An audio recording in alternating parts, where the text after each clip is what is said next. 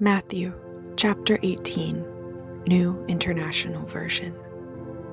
At that time, the disciples came to Jesus and asked, "Who then is the greatest in the kingdom of heaven?" He called a little child to him and placed the child among them. And he said, "Truly I tell you, unless you change and become like little children, you will never enter the kingdom of heaven.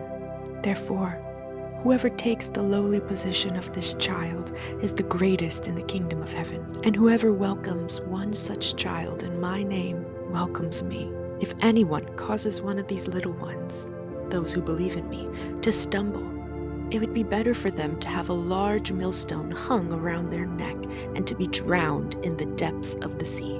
Woe to the world because of the things that cause people to stumble. Such things must come, but woe to the person through whom they come. If your hand or your foot causes you to stumble, cut it off and throw it away. It is better for you to enter life maimed or crippled than to have 2 hands or 2 feet and be thrown into eternal fire. And if your eye causes you to stumble, gouge it out and throw it away. It is better for you to enter life with 1 eye than to have 2 eyes and to be thrown into the fire of hell.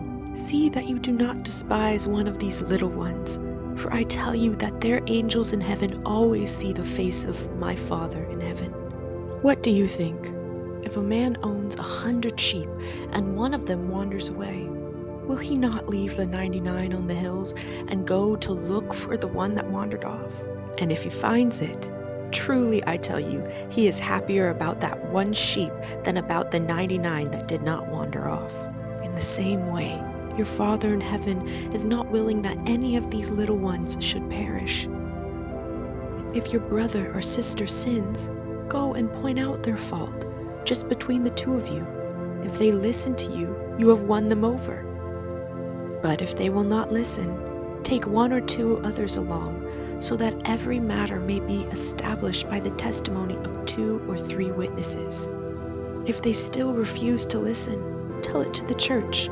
And if they refuse to listen even to the church, treat them as you would a pagan or a tax collector. Truly I tell you, whatever you bind on earth will be bound in heaven, and whatever you loose on earth will be loosed in heaven.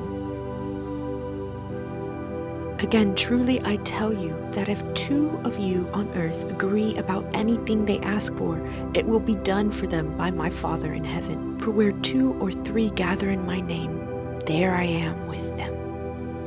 Then Peter came to Jesus and asked, "Lord, how many times shall I forgive my brother or sister who sins against me? Up to 7 times?" Jesus answered, "I tell you, not 7 times, but 77 times. Therefore, the kingdom of heaven is like a king who wanted to settle accounts with his servants.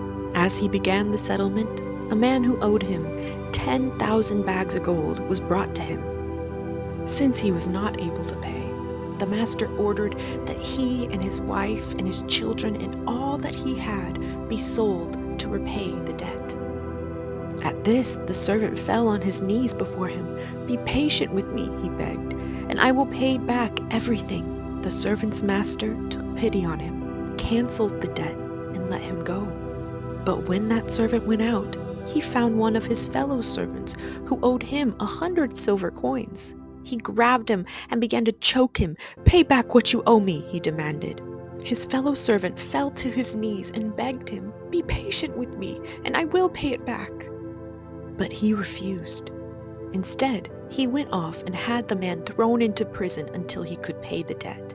When the other servants saw what had happened, they were outraged and went and told their master everything that had happened. Then the master called the servant in. "You wicked servant," he said, "I canceled all that debt of yours because you begged me to. Shouldn't you have had mercy on your fellow servant just as I had on you?" In anger, his master handed him over to the jailers to be tortured until he should pay back all he owed. This is how my heavenly Father will treat each of you unless you forgive your brother or sister from